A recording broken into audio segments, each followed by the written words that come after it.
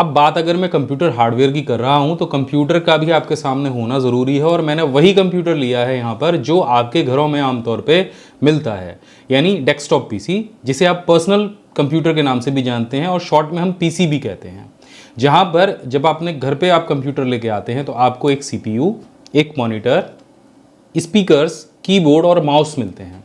अब ये जो सारी चीज़ें हैं ये सब कुछ मिला के बनता है कंप्यूटर। पिछले वीडियो में मैंने आपको एक्सप्लेन किया था हार्डवेयर और सॉफ्टवेयर के बारे में और कंप्यूटर के बारे में।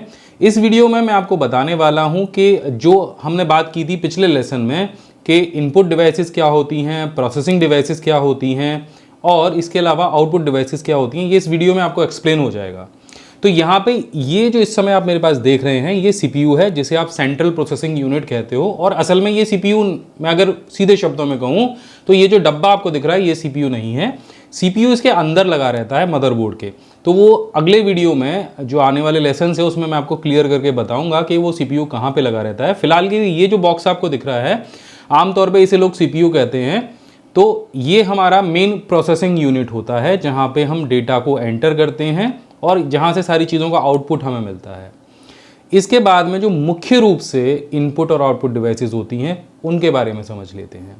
तो पहले मैं बात करता हूँ इनपुट डिवाइसेस की। सबसे पॉपुलर जो इनपुट डिवाइस है वो है आपका कीबोर्ड, जिससे आप न्यूमेरिकल और टेक्स्ट डेटा को अपने कंप्यूटर के अंदर एंटर करते हैं। इसके भीतर में बहुत सारी कीज़ होती हैं जो अलग अलग फंक्शन के लिए बनी होती हैं। तो एक डेडिकेटेड लेसन इसके लिए भी रहेगा कि ये सारी जो कीज़ हैं वो क्या क्या काम करती हैं, लेकिन बेसिकली सबसे पॉपुलर और कॉमन जो इनपुट डिवाइस है वो है आपका कीबोर्ड। इसके बाद में जो दूसरी डिवाइस आती है जो आपके कंप्यूटर के साथ में ही आती है वो होती है माउस। माउस भी एक इनपुट डिवाइस है और लेकिन ये एक नेविगेशन डिवाइस भी है। देखिए, आप जब कंप्यूटर चलाते हैं तो आपको स्क्रीन में ढेर सारे आइकन्स और बहुत सारी चीज़ें दिखती हैं।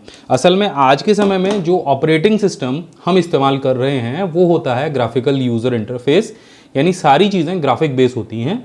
अगर मैं बात करूं पुराने समय की तो पहले क्या होता था कि कीबोर्ड से ही आपका सारा जो सिस्टम था वो ऑपरेट हो जाता था, लेकिन आज के समय में ऐसा संभव नहीं है। तो उसलिए ये जो माउस है वो बहुत इंपॉर्टेंट है कि आप कहीं पर भी इस माउस को आसानी से ले जाके ड्रैग कर सकते हैं और किसी भी चीज़ को सेलेक्ट कर सकते हैं। ये सारा काम आपका माउस करता है। तो इनपुट डिवाइस के साथ साथ ये एक नेविगेशन डिवाइस भी है। इसके बाद में अगर मैं एक और इनपुट डिवाइस की बात करूं तो यहाँ पे आप देख रहे हैं एक माइक्रोफोन है। मैं अभी आपसे इस वीडियो में जो बात कर रहा हूँ और मेरी आवाज़ जो रिकॉर्ड हो रही है वो भी एक माइक्रोफोन के थ्रू हो रही है। मेरे यहाँ पे आप देख रहे होंगे ये, इसके थ्रू आपको मेरी आवाज़ सुनाई दे रही है। इसी तरह से कंप्यूटर के अंदर अगर आपको अपनी आवाज़ रिकॉर्ड करनी है, ऑनलाइन क्लासेस अगर आप लेते हैं या फिर ऑनलाइन ट्यूशन्स अगर आप लेते हैं और अपनी आवाज़ आप दूसरों तक पहुंचाना चाहते हैं अपने कंप्यूटर के माध्यम से, तो आपको एक माइक्रोफोन की आवश्यकता होगी। आगे आने वाले लेसन्स में मैं ये सारी चीज़ें विस्तार से आपको बताऊंगा कि माइक्रोफोन कैसे काम करता है, कैसे आप कनेक्ट कर सकते हैं, कैसे रिकॉर्ड कर सकते हैं। इसके बाद में अगर आप ऑनलाइन क्लासेस लेते हैं और आपको अपना जो वीडियो का इनपुट है वो देना है तो उसके लिए आपको आवश्यकता होती है इस तरह के एक वेबकैम की। वेबकैम के अंदर दोनों फीचर्स होते हैं, ये आपके वीडियो का भी इनपुट लेता है और आपकी आवाज़ का भी इनपुट लेता है। यानी अगर आपने एक वेबकैम ले लिया है तो ज़रूरी नहीं है कि आप एक माइक्रोफोन या माइक खरीदें, आप वेबकैम के थ्रू भी वो सारे काम कर सकते हैं। यानी जब आप बोलेंगे तो आपकी आवाज़ भी जाएगी और आपका वीडियो भी इनपुट लिया जाएगा। आपको भी इसी तरह से एक्सपर्ट बनना है तो हमारे वेबसाइट pcskill.in को ज़रूर विजिट करना।